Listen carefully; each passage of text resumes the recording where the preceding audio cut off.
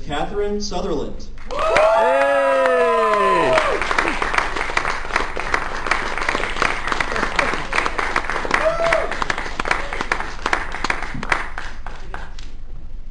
How is everyone today? Hey! Oh, I love it. I just got here and then I got whisked over here to see all you beautiful people. Yeah, so officially welcome to Pensacon, and I understand it's your first time here, correct? It is my first time. I've been to Orlando and Palm Beach, but never this part of Florida. So I'm very happy to be here. Awesome. We're super excited to have you here and here to kick off Pensacon 2020. So I guess we'll start off. So you came in the Power Rangers show in the third season. It's at the absolute peak of its popularity. So how did you find out about Power Rangers, and then, what made you want to do it? Well, I was actually acting in Australia. How old was I? 19, I guess, when they cast me. It was just a regular audition for me. I just found out it was an American children's show. It wasn't actually airing in Australia yet, so I didn't know what Power Rangers was at that point. And I had to go in and do a scene, and the character was called Catherine, so I thought that was kind of serendipity a little bit. And then they had me do a martial arts routine, and I was a dancer, so I just had a friend of mine kind of put something together for me. Let's hope that never surfaces, because that was embarrassing. And then I met the producer, Shuki Levy, and then about 3 weeks later they told me I had the part. So, and I did watch the show once before I came over, so I knew who everybody was. And I was like, I have no idea what this is about. What is a Megazord? When also the original movie was filmed in Australia too, Yes. so was that also kind of an introduction to you about how big this show was? So yes, when I came over to America in June '95, and they were doing their press tour for the first movie. So it was just about to come out, and my first introduction to how huge the show was the premiere. It was like they were rock stars. Everybody was screaming, and it was at this huge theater, Hollywood theater, and I was like, this is a kids show. What is going on? I felt like I'd stepped into an alternate universe. Yeah, so it was very exciting. Fantastic. Well, if you guys have any questions, feel free to step up to the microphone. We'll be taking questions here in just a couple of minutes. But once you got on the show, what was the process like of actually filming it? Because it was the combination of the stuff you guys would do and then the Japanese show, which as I got older, when I found that out, I was just like, what? Yeah. Like, what? So walk us through the process of what went into making an episode of the Power Rangers series. Yeah, I guess you guys realized Angel Grove looked a lot like Tokyo, right? So the way that when I came on the show, it was they'd started filming a little differently. So in the original series, the cast did a lot of their own stunts, and so it was grueling hours for them because they were doing stunts, ADR, and their regular, scenes as the teens. So by the time I came on the show, they had already established 2 units. So they have second unit and they have first unit. And second unit does all the helmet heads, we call them. So anytime you see us with helmets on, it was an incorporation, they would use some Sentai footage, but they started filming a lot of the stuff. You can probably see a shift as it got into Zeo, where you would see the footage didn't look so Japanese. And that's when they started filming more second unit. We filmed in Valencia. And then first unit was all the Juice Bar, Angel Grove High. Anytime you'd see the civilian clothing, that was first unit. So we would be shooting simultaneously. And then at the end of the day, after we'd finished filming, we would be going to do ADR for several hours, voiceovering all the helmet stuff. So we worked really long hours, so probably sometimes 6 days a week, 12 hours, sometimes 15 hours. It just depended on how much you were in that episode. It was long days. So was that the case with you guys? Yeah. You spend more time with each other than you do with your own families. It's crazy. Like, you fight, you love, you laugh, you pranks on each other. I was often the victim of many pranks from Jason Frank.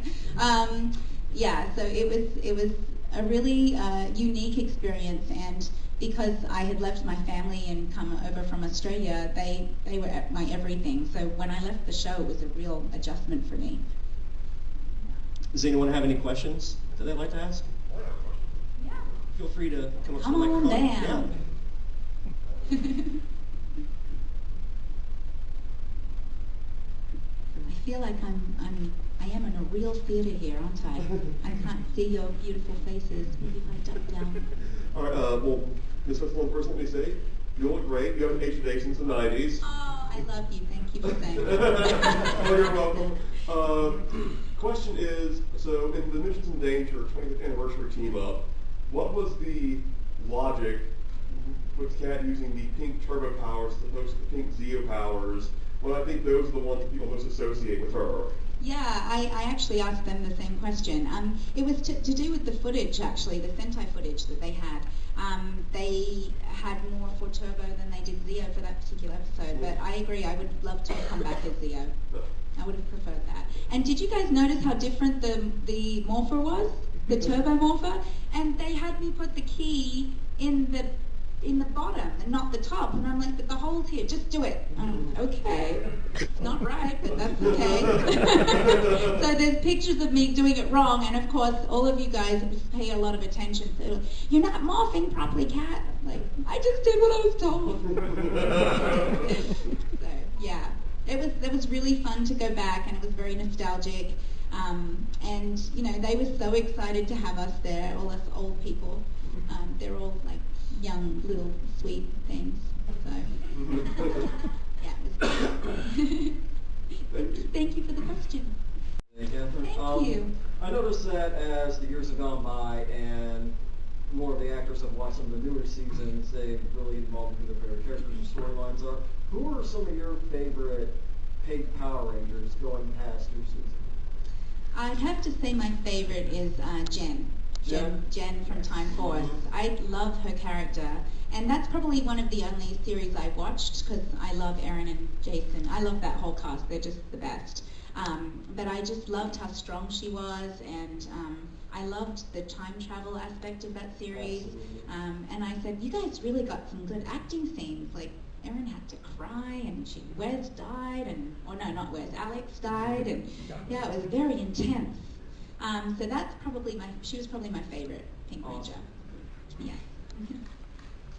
Can you tell me your names when you come up too and where you're from? My name's Andrew from Andrew. Dothan, Alabama. From Dothan, Alabama. Alabama.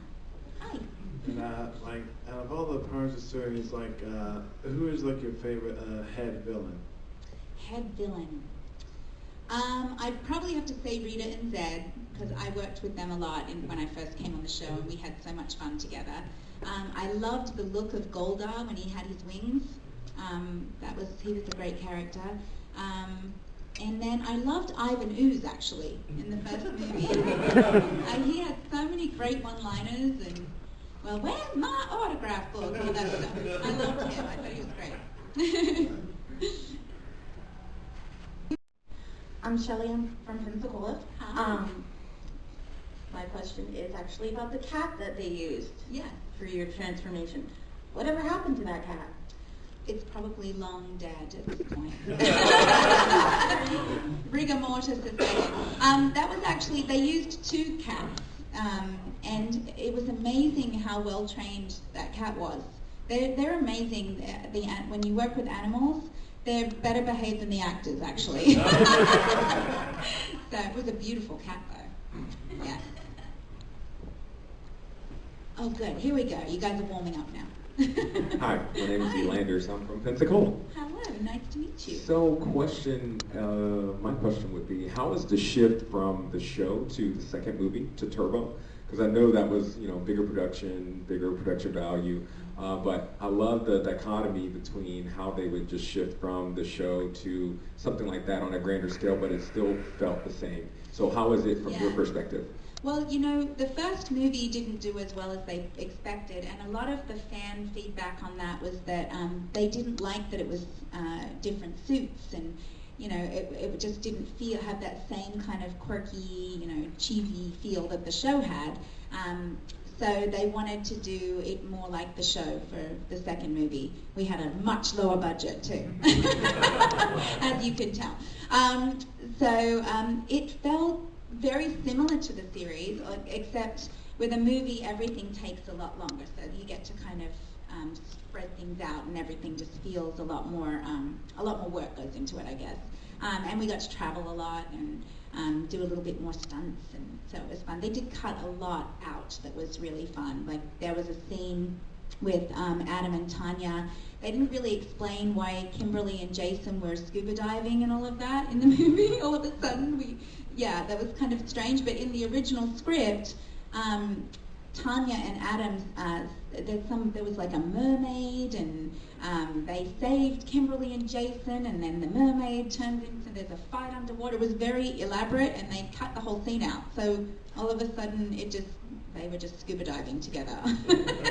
They left the peace conference, and Kimberly came back from the Olympics or wherever she was. And then there was a campfire scene. There was all kinds of really fun stuff, but it was just too long, so they had to cut it all out, unfortunately. Just to double back, where was all the island stuff shot? The island stuff? Mm-hmm. A combination of Bronson Caves, which is where the Bat Cave, that was actually the Bat Cave that we used for that Diva Talk stuff. And then they did some in Hawaii. Awesome. So, yeah. Thank you. You're welcome. On the show, did you ever have any feelings for him or the other actors in real life? You know, you're like brother and sister, to be quite honest. No, there's no room for any of that nonsense. And he was married. I had a boyfriend. End of story. Fair enough, thank you. And he was very annoying. I love him though. I appreciate that the girls all had crushes on them, but we didn't feel that way. Hi, I'm Jared from Beaufries. Hi. So I was wondering what your favorite experience as being part of the train has been. Meeting you guys actually has been a real blessing in my life. We really have. Thank you. We have the most amazing fandom, and when I was on the show back in the day, the old days, we didn't have social media or any really real way to see what impact we were making on your lives. But we would get fan letters, and I would respond as much as I could to the fan mail, but it wasn't that immediate connection. And now I get to hear these stories, and it's so touching, like people that were bullied, and Power Rangers got them through their days, and kids that were sick, or just they saw something in our characters that gave them hope, or it was the first time they saw someone that looked like them on the show. Like Walter often gets a lot of that he was the first live action African American superhero. And so it was really cool to be part of that, and now we get to hear all your stories, and it's just means so much to me and to all of us. We really appreciate you. Thank you. My name is Brooke. I'm from here. Hi. I want to know, what's your favorite episode that you've done as a Pink Power Ranger, from A to Zero, from Zeo, or Mighty Morphin? I'll give you one of my favorites from each season. How about that? My favorite from Mighty Morphin was definitely Different Shade of Pink. I loved the arc of my evil to good. I really enjoyed that. I thought it was a really nice way for them to write out Kimberly's character too. She didn't just disappear like they did with some of the other characters. They gave her a really nice goodbye. I loved in Zeo, I really loved the one with Smokey, the dog. I really liked that episode. And I actually liked the snow episode too, because we got to go away. That was fun. And then in Turbo, my favorite episode for the message was Wait and See. I was a dancer, and I definitely had some struggles with my self-esteem as a young girl, and so I really loved the message of being true to who you are, and it's not about what's on the outside, it's what's on the inside. I thought that was a really good message for little girls, and little boys for that matter. Thank you. Your character and Tommy, they get married, they have kids. And from Soul of the Dragon, if they created a film or a series, what would you like to see for Kat and Tommy and kids and grandkids potentially in the future?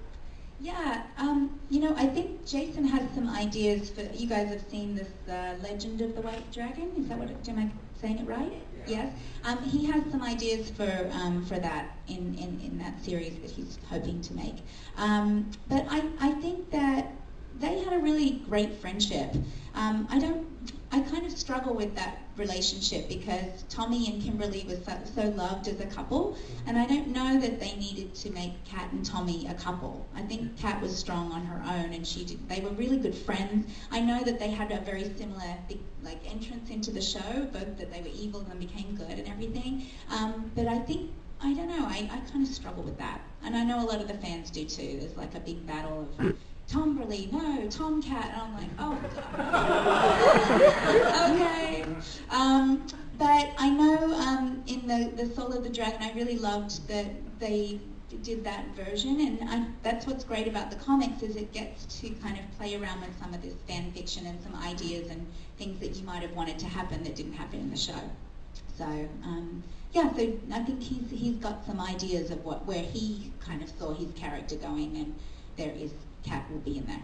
So yeah. Here and my YouTube channel. Yes. Yeah. Yes. Have you guys subscribed? Yes. Promise? What's that? Oh, good girl, good girl. Yeah, we are. A lot of people have been asking if we're going to be doing other series, and we have plans. We've got guests coming on. We'll be watching other series that we're not in. So we have lots of fun plans. So, and if you guys have any suggestions or ideas, I'd love to hear them too. So we can bring that to you. It's been so fun watching it. The show's making sense to me. Finally, after all these years. Here and my YouTube channel. Yes. Yeah. Yes. Have you guys subscribed? Yes.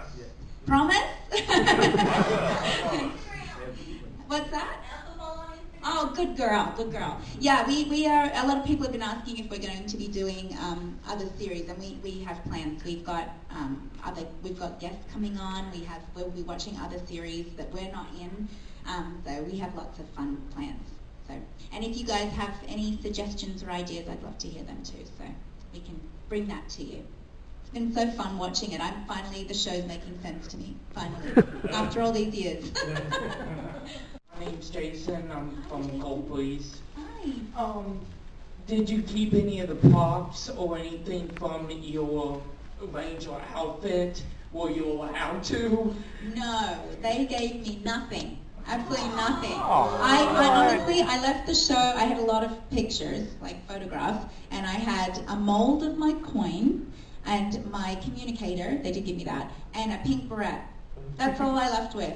But to be quite honest, we didn't know it was going to be, you guys would still be interested in us all these years later. So I would have probably just pickpocketed a lot of things. To be honest. Yes, exactly. But I do have, fans have been so gracious. I have a lot of toys that people have given me, and I have pops. I have, the beautiful Legacy figures and the Legacy Zeo morphers, and people. So yeah, I have those. People are so amazing with what they make as well. This guy in London, he makes. He's called Resins, and he makes little pops, but they're like custom made, beautiful work, and so I have a lot of fun collectibles now that people have given me, but not Saban. They didn't give me anything. But they gave me you. That's the best gift. Book. Yeah. That has a cool story behind it. So do you want to tell us about that? Sure. I have two kids. Lily and Callum, and I loved reading to them when they were little. They're preteen, they're teenagers now, it's horrible. But when they were little, I used to love reading to them, and I loved stories that were like fun to act out and had a really good message. And one of my favorite children's books growing up was The Giving Tree, because I just loved the message of that story. Yeah. So my son is a very big personality, but extremely sensitive. He wears his heart on his sleeve. So I have always called him my boy with his heart on his sleeve. And then I'm like, oh, that's a story. I could write a children's story about my son.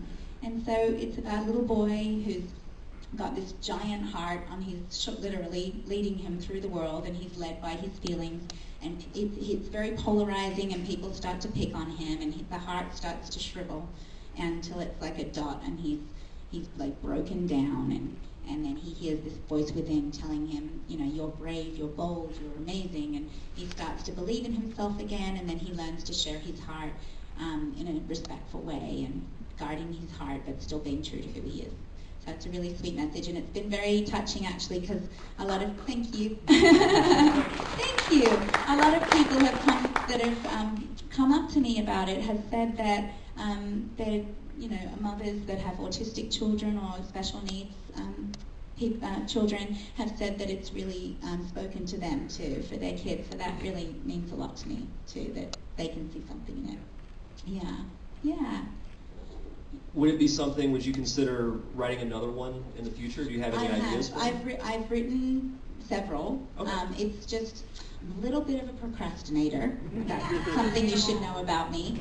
I love being creative, but I'm a horrible business person. It's just not the way my brain thinks.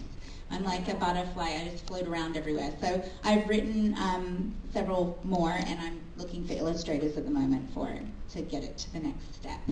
So one of them is called Lily and the Red Balloon, and then I've written one about called A Mother's Hands about, I don't know if you guys know, but my mum passed away, and I was looking at her hands one day and noticing how her hands told such a story of her life, and how her hands had been the first to feed me, her hands had been the first to hold me when my heart was broken, her hands would, you know, all your mother's hands tend to you and take care of you, and then when she was sick, now my hands were taking care of her. So yeah, it's really sweet.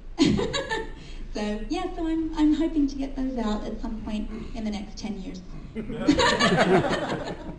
Oh, that's fantastic. Thank you. Kind of going back to your time on the show, you had mentioned pulling pranks on each other. What's one of the, like off the top of your head, what's one of the funniest pranks? Not necessarily to you specifically, but you can remember being pulled on the show. Well, there was one that I wasn't present for, but Johnny and Jason talk about this all the time when they were filming the movie. Jason dared Johnny to get on a moving van while they were driving, and then he wound the window up. So Johnny was stuck on the roof of the car. Yeah, that's kind of dangerous. And then with me, I was on set, and I came back to my dressing room, and everything was empty. Nothing in there. It was emptied out. And I was like, what's going on? And I go back to set, and then when I come back, now all of Paul and Jason Narvi, Vulcan Skull, all of their furniture was in my dressing room. So I couldn't even open the door. And I was like, oh, okay, I see what's going on here. So I took Narvi's boots. He at the time loved cowboy boots. And I squeezed hair gel into the boots. He didn't find it funny. He was like, now you've taken it too far. Don't mess with a man's cowboy boots. So that was one that my joke didn't go over as well as theirs. Lesson that you learned during your time on the show? Personal, or you mean from messages from the show? We'll say personal. Personal. I think just being grateful for where you are, and being really, I wish that I just soaked it in more. You know, I was 20 years old, I was a baby, and I think although I was appreciative to have a job and I was excited, I just didn't take it in as much as I wish I had of. And so I'm really grateful for conventions, because now I get to relive it, and it's really fun to reminisce and remember things. There's so many things that I forgot, and then fans will remind me, I'm like, oh my gosh, yes, I remember that. And so yeah, just being grateful and appreciative for what you have in the moment. Yeah. That's a very good lesson. Yeah. And do you want to plug your website and your YouTube channel so everyone can follow? Yes, get your phones out if you haven't subscribed. So our YouTube channel is Power Rangers Playback, and we have new episodes every Wednesday at 4 p.m. I have Instagram is Catherine_Sutherland, And then I don't really go on Facebook a whole lot. I use Instagram a lot more, but my Facebook page is Catherine Sutherland Official. And then I have a website, catherinesutherland.biz. And I have a blog that I do every month. You can subscribe to the website for free, and I have, if you're a subscriber, you get little discounts through the year and find out about things before anyone else does and stuff like that. I have merchandise, and yeah, it's a fun little website. Fantastic. Yeah. Let's give Catherine a nice round of applause. Thank you so